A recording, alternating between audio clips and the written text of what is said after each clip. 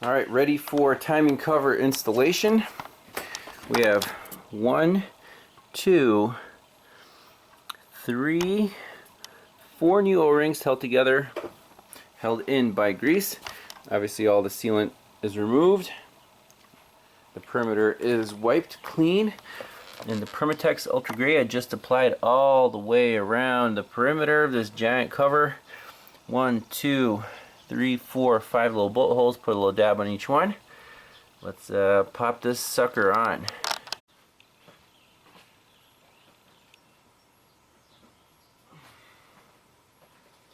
This giant monstrosity. And it takes up the entire space between the frame rails. Gently lower this sucker down. Okay. Well, let's see.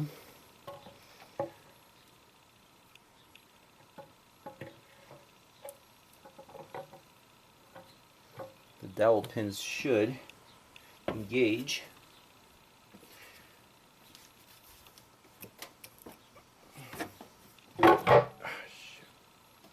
Maybe give a little tap with the hammer. Oh man, what a mess. That dowel pin's good, but right here, that's the way to do it right there. I'm just going to put all the bolts in, 32 bolts. Alright, the giant timing cover is installed. And all the bolts, 5 small ones in the middle, and 27 bolts around the perimeter, 12 millimeter. These are tightened to 18 foot-pounds. These are tightened to like 7, just by hand. And now the crank bolt. So everything is aligned. The crank bolt is spun in, and the installation procedure here is first you tighten it to 45 foot-pounds. And then draw some marks. So basically you want 60 degrees additional. So when the first line reaches the second line, that's 60 more degrees. So let's do that. I'm sorry, I goofed up. First you got to do the 45 foot-pounds.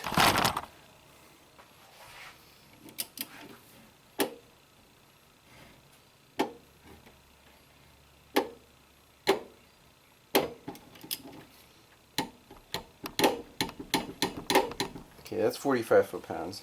Now, we'll make the marks again.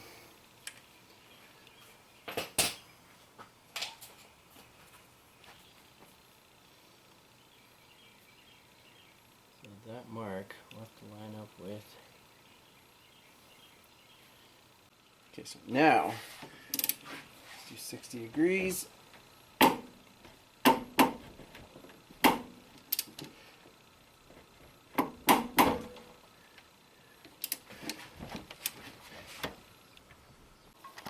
Alright, so you can see I got this mark to almost that mark, but I didn't want to break anything, so it's plenty tight.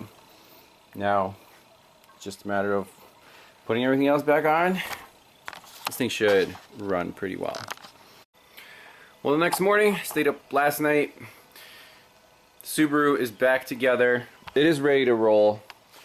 Fresh oil, brand new OEM filter. We're filling it with coolant. Once we start it up, all the bubbles will come out, and do a full code scan and clear all these trouble codes out.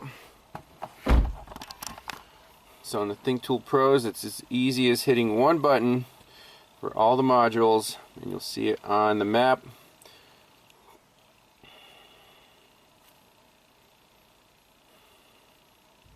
That's it, we're all green.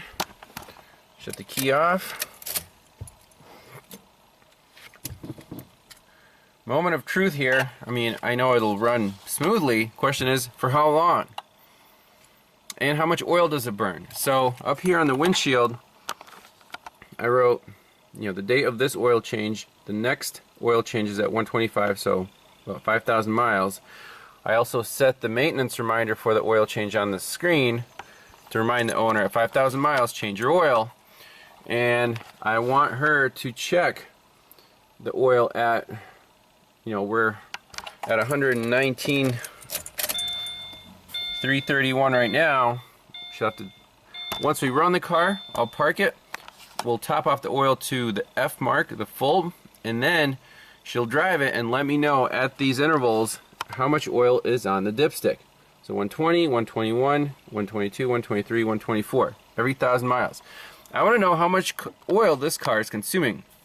As the owner, she told me, oh, it, used to go through a lot of oil, then we fixed some oil leak, and now it's better. Well, you have to be careful about that. Customers think, oh, I'm losing oil, it must be a leak. Well, no, usually it's burning oil. The leak is, a couple drops here and there. That really doesn't amount to much. But when it burns oil, that can really, like a quart every, 1,000 miles, that would be kind of excessive. And I think that's the root cause behind this exhaust valve problem. There's really no other explanation. So let's fire it up. Cross your fingers. All right, here we go. Clutch is in.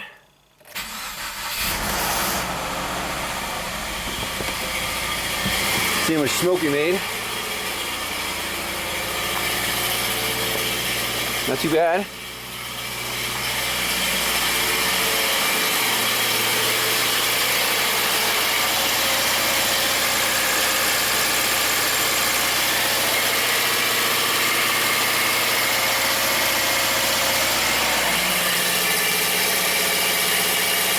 Sounds like a heat shield rattling or something. Let's back it out. You run smooth.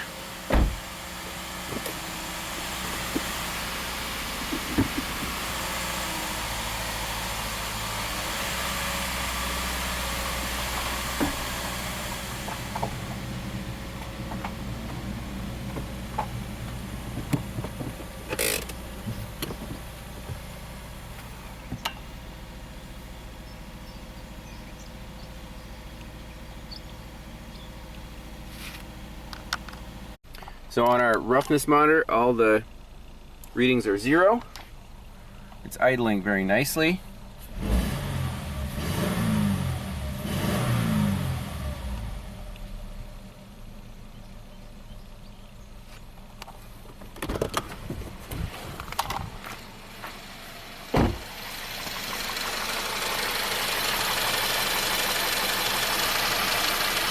Oh, all the coolant is gone. Let's top some off. Take this car for a test drive. Stick shift, 6-speed manual. Should be fun. A little 0 to 60 action here.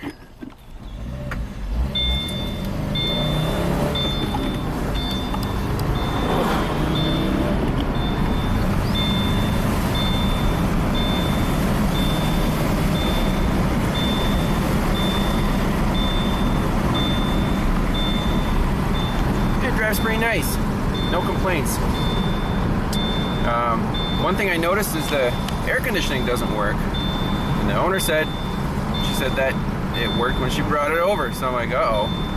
I don't know. I don't think I punched a hole in the condenser when we're taking it off the radiator, but let's diagnose that when we get back to the shop for bonus footage.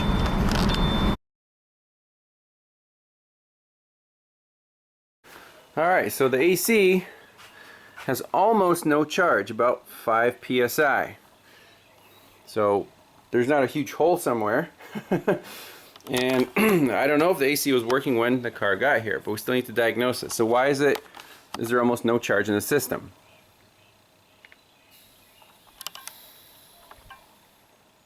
I don't know. But let's vacuum it out and then see if it holds vacuum and charge it up, and I don't know, hope for the best. But if there's a hole in the condenser somewhere, I really don't think I even touched it while working on the car. All right, let's turn on our little vacuum pump. And then when you open the low side, you want to see the high side go in the vacuum.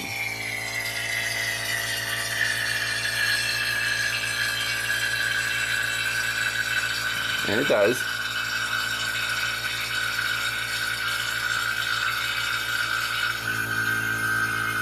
So we'll vacuum it out for 15 minutes Then close the valves and let it sit, and if the pressure just rises really fast, there's a leak somewhere.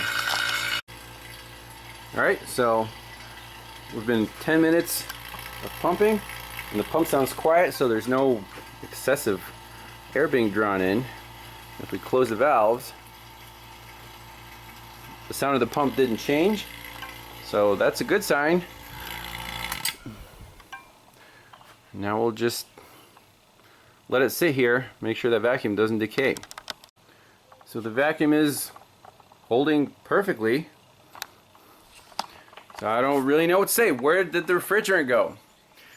You know, sometimes you get the feeling that the customer doesn't tell you just the whole truth and nothing but the truth.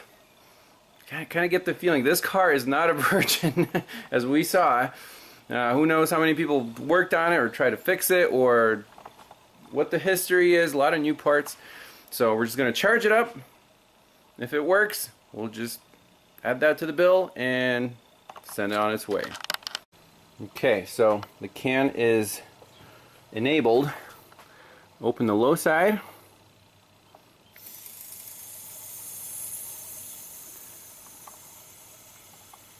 Let the system accept the charge. And we'll just put the can in a warm place, kind of sideways. Start up the car and let the compressor run. Let this thing charge up.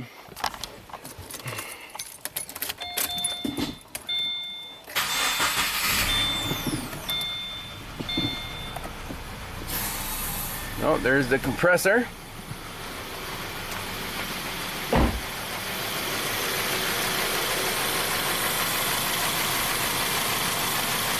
Here we go.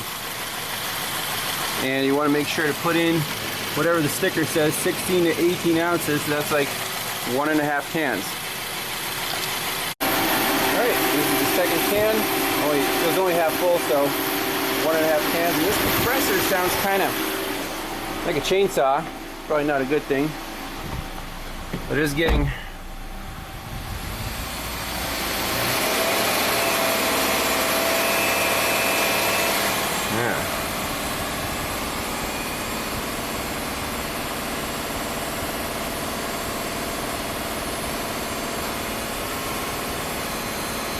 into the 40s. You go in Celsius, about 8 degrees C.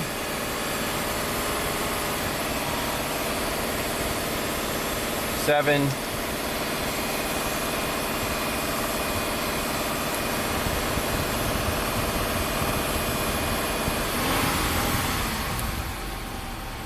Alright, I mean, it's a hot, humid day, so here in the garage, that's pretty good. I think that's it. I don't know, I don't like the way this compressor sounds. But, to purge your hoses, what you want to do is unscrew this, but leave it on the hose. Right now, this has high pressure refrigerant in it.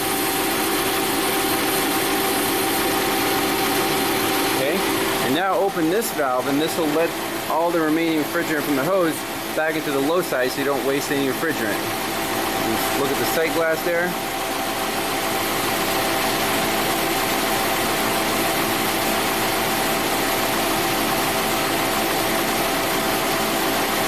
Okay. The pump will suck everything to the low side. And once the sight glass is empty, you rev it up a little bit, make sure all the refrigerant is back in the system. Yeah, it's not too bad.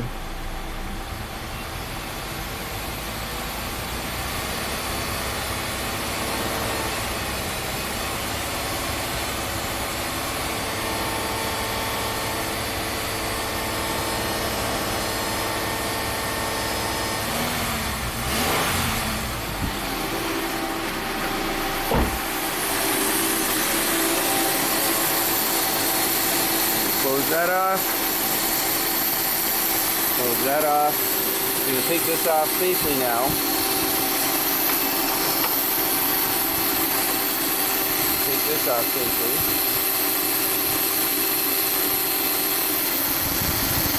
Time for a new compressor. Like I said, sometimes Subarus can be money pits. Well, a little bonus footage. Where did the refrigerant go?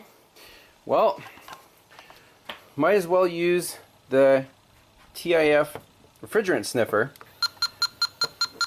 and just check, you know, the condenser everywhere. Check the fittings, check the lines at the compressor. What I found right here by this, I guess it's an expansion valve.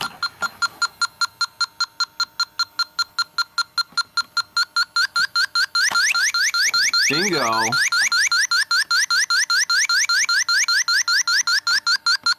That makes me feel good.